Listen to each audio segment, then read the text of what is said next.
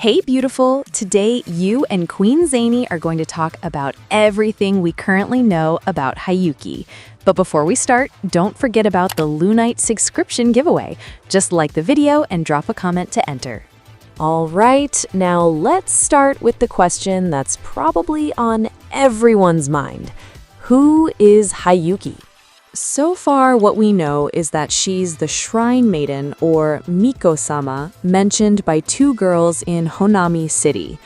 In this context, the word Miko basically refers to a priestess. Since Honami is part of the Ashionhara nation, which had strong Japanese inspirations before it was destroyed by the lament, Hiyuki's role is likely connected to protecting Ashionhara in some way. She's also associated with the Sentinel, and according to the little bits of information we have, she's someone who can actually grant people's wishes.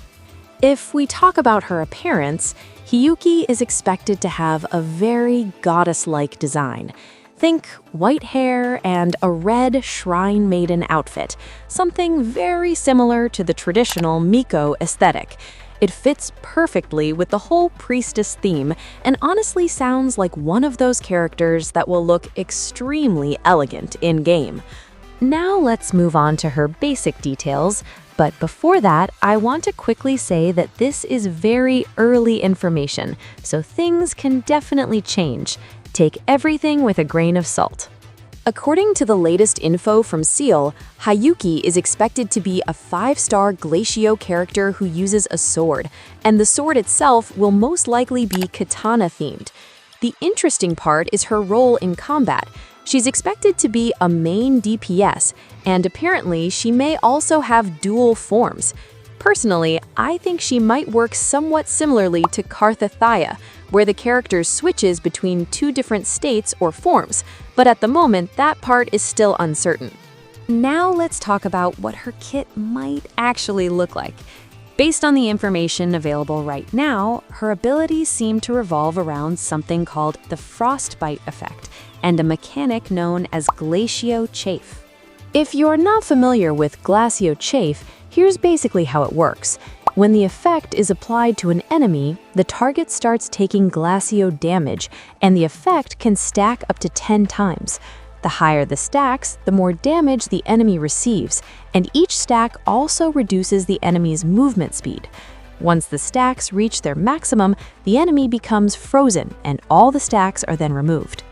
Certain Glacio attacks can apply these stackable Glacio Chafe effects, which means the whole mechanic revolves around building those stacks as quickly as possible. What makes this really interesting is that right now, no character in the game actually uses the Glacio Chafe mechanic in their kit. So if the sources are correct, Hiyuki could be the first character built entirely around this system, basically acting as the first real test for this mechanic in the game. Because of that, her playstyle will probably focus on rapidly stacking Glacio Chafe on enemies. Since she's expected to use a katana, it would make sense if her attacks are fast and precise, allowing her to build stacks quickly with multiple strikes. As those stacks increase, enemies would gradually slow down until they eventually freeze completely once the stacks hit the maximum. And that frozen moment might actually be where her biggest damage window begins. Once the enemy freezes and the stacks disappear, Hiyuki could potentially enter some kind of enhanced state or second form, where she unleashes a burst of powerful Glacio damage before starting the stacking cycle all over again. Another small detail mentioned in the info is that one of her derivative attacks can release a slashing sword wave. That likely means one of her follow-up attacks, or enhanced strikes, sends out a ranged slash of icy energy, allowing her to hit enemies even from a short distance.